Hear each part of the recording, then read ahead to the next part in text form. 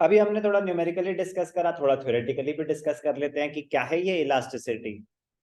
क्या है elasticity? Already done, it is the degree of responsiveness of the change in demand due to change in price. ठीक है, हम behaviour study कर रहे हैं कंज्यूमर्स का। किसका? कंज्यूमर्स का बिहेवियर स्टडी कर रहे हैं। हम कौन है?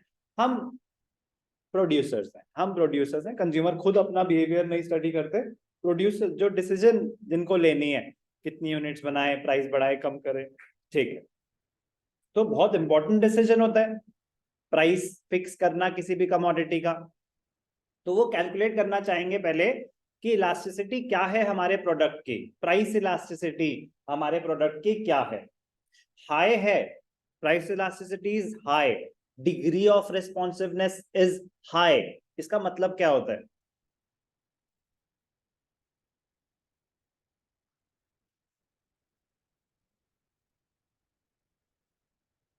No, anyone else? कोई ट्राई करना चाहेगा कि degree of responsiveness is high, इसका मतलब क्या होता है? बहुत बेसिक सी चीज है, बट परफेक्टली मतलब क्रिस्टल क्लियर होनी चाहिए कि ये होता है जी इसका मतलब। तो अभी तो गलत इंटरप्रिटेशन है, ठीक करनी है उसे।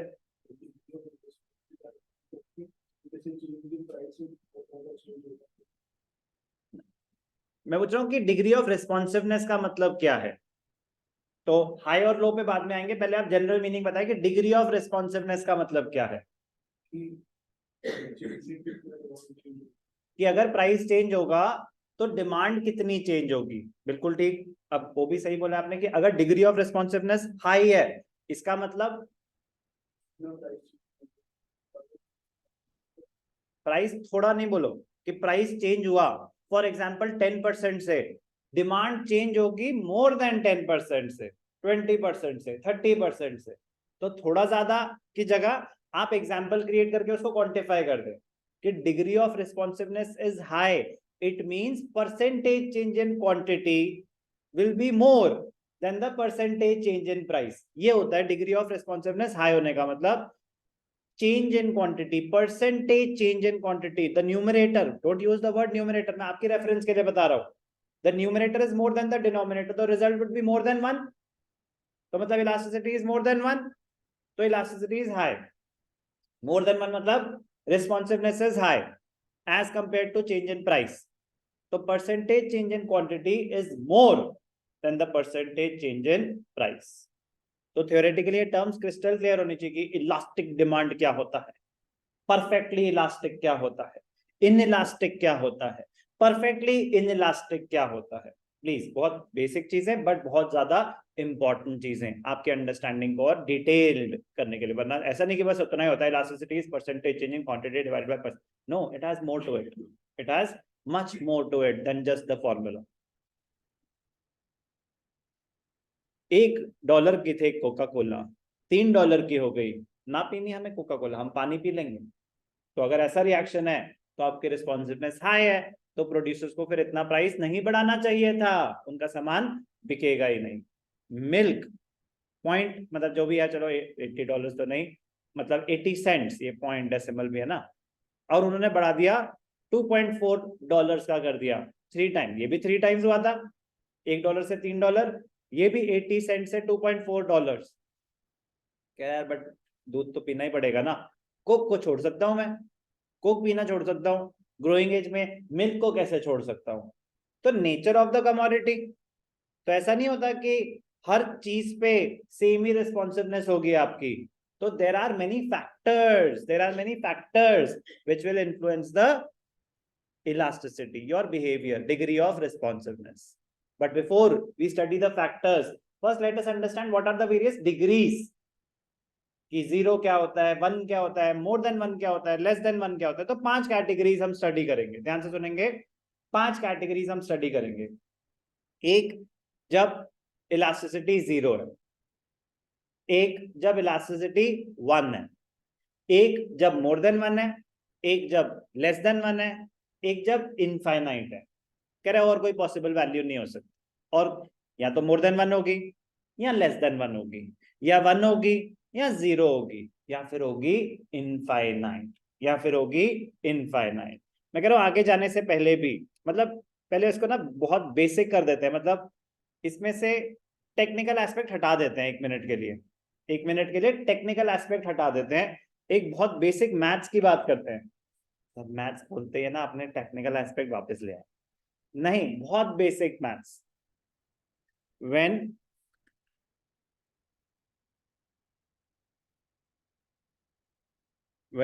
the denominator, अब यार न्यूमरेटर और डिनोमिनेटर तो सबको समझ आता है ना, मतलब फर्स्ट में तो नहीं छोड़ी थी ना मैथ्स।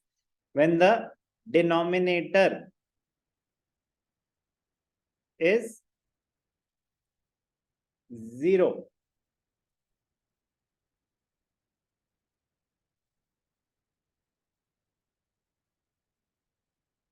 रिजल्ट क्या होगा? अगर डिनोमिनेटर 0 है तो आंसर 0 होगा या कुछ और होगा? Are you sure? 0 not defined, या अल्लाह ये भी गलत, not sure, you can't change your answer, आपका पेपर सबमिट हो चुका। नॉट श्योर बोल सकते हैं ना, नॉट श्योर, इसमें कोई वो थोड़ी ना है, प्लीज कोई हर्ज नहीं, उसको थोड़ा अच्छा फील होगा। अच्छा तो इनफाइनाइट, इनफाइनाइट रिजल्ट्स हो सकते हैं, नॉट डिफाइंड की जगह हम यहाँ पे बोलते हैं इनफाइनाइट, इनफाइनाइट। तो anything divided by 0 answer would B infinite. Okay, when the numerator is 0, अब तो पक्का 0, the result would be 0। when the numerator is greater than the denominator, numerator is greater than the denominator, the result would be, Riddhima sir मुझे क्या पता, पहले बताओ numerator कितना, denominator कितना। मैं कह रहा हूं अगर न्यूमरेटर डिनोमिनेटर से ज्यादा है तो रिजल्ट क्या होगा बताओ। सर ये कैसे बता दो? हाँ मतलब इट नॉट डिफाइंड,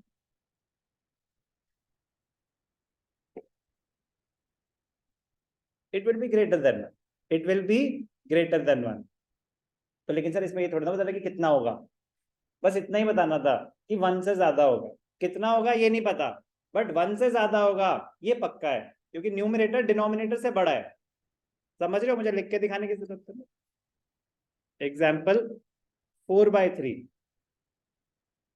5/4, 10/2, कुछ भी न्यूमरेटर डिनोमिनेटर से अगर बड़ा है तो answer would be greater than 1। Yes और नो?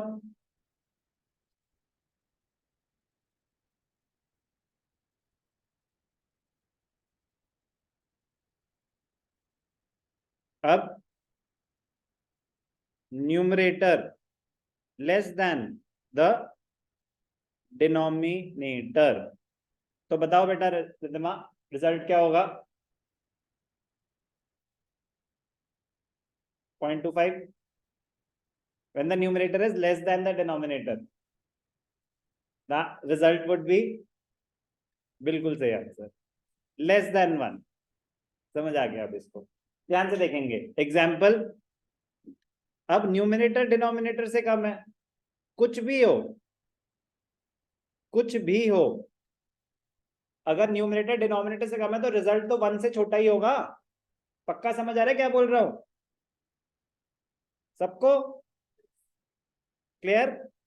ठीक। if the numerator is equal to the denominator, तो रिजल्ट क्या होगा आंतरिक?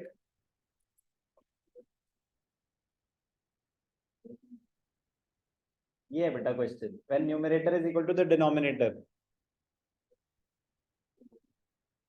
फिर तो 1 ही होगा, answer would be 1। Answer would be 1। तो यही 5 डिग्रीज है, यही 5 डिग्रीज हैं कि या तो इलास्टिसिटी इनफाइनाइट होगी, अगर इनफाइनाइट है तो उसको क्या बोलते हैं, परफेक्टली इलास्टिक। अगर जीरो है तो उसको क्या बोलते हैं, परफेक्टली इनइलास्टिक। मतलब बिल्कुल चेंज नहीं हो रही, कुछ हो जाए दुनिया में, डिमांड चेंज ही नहीं हो रही। क्यों? न्यूमरेटर जीरो है ना आपका, percentage change in quantity zero है, प्राइस में जितना मर्जी चेंज हो जाए डिमांड चेंज। सर ऐसा कैसे हो सकता है? अरे कैसे हो सकता है बात नहीं है, अगर हो रहा है तो इलास्टिसिटी क्या होगी, वो आपसे ये पूछ रहे हैं बस, कि अगर डिमांड चेंज ही नहीं होती, प्राइस चेंज होता जा रहा है, डिमांड चेंज ही नहीं हो रही। सॉल्ट है, अरे भाई मुझे एक पैकेट ही चाहिए 1 महीने का, चाहे जो भी प्राइस हो, डिमांड चेंज नहीं हो रही, what ever the change in the price में बी, तो परफेक्टली इनइलास्टिक डिमांड। और अगर डिनोमिनेटर जीरो है, मतलब प्राइस चेंज नहीं हो रहा, डिमांड चेंज होती जा रही है, तो नॉट डिफाइंड, इन्फिनिटी, क्योंकि percentage change in price, change ही नहीं हो रहा प्राइस, प्राइस तो फिक्स्ड है। इमेजिनरी सिचुएशन, सिचुएशन तो बात की बात है, बट मैं कह रहा हूं कि वैल्यू से समझना है कि जीरो है, बिल्कुल चेंज नहीं हो रहा, ग्रेटर देन 1 है, तो इसको बोलते हैं इलास्टिक डिमांड। क्या बोलते हैं इसको? Elastic demand. इलास्टिक मतलब इलास्टिसिटी इज हाई, मतलब percentage change in quantity is more than the percentage change in price. आप प्राइस 10% से बढ़ाएंगे तो डिमांड गिरेगी 10% से ज्यादा से, आप प्राइस कम करेंगे 10% से, डिमांड बढ़ेगी 10% से ज्यादा से। Elastic demand. Less than 1 inelastic demand, less than 1 inelastic demand. कोई डाउट? मतलब लेस देन 1, प्राइस बढ़ाया 10% से, डिमांड गिरेगी बट 10% से कम से गिरेगी। यार सही है, फिर तो बढ़ा सकते हैं मतलब प्राइस। तो प्रोड्यूसर को ये समझ आ जाए तो फिर वो अपने प्राइस को मैनिपुलेट कर सकता है, क्योंकि उसका पर्पस है सिर्फ और सिर्फ प्रॉफिट मैक्सिमाइजेशन। उसने प्राइस बढ़ाया और इलास्टिसिटी हाई थी, तो उसके प्रोडक्ट की डिमांड ज्यादा गिर जाएगी, उसका नुकसान हो जाएगा। But at the same time उसको ये पता है कि डिग्री ऑफ रिस्पॉन्सिवनेस हाई है, तो प्राइस कम करूंगा तो डिमांड काफी बढ़ जाएगी। तो देख लो आपकी डिसीजन है, तो उसको बिहेवियर पता चल रहा है कंज्यूमर्स का, उसके लिए डिसीजन लेना इजी हो जाएगा। और 1 है तो इसको बोलते हैं यूनिटरी इलास्टिक। क्या बोलते हैं इसको? Unitary elastic demand. ये सब वो तो ऑब्वियस सी बात है, नेगेटिव तो है ही है, ठीक है ना, नेगेटिव साइन तो इलास्टिसिटी ऑफ डिमांड में इंप्लाइड है, कि वो इनवर्स रिलेशनशिप तो है ही है।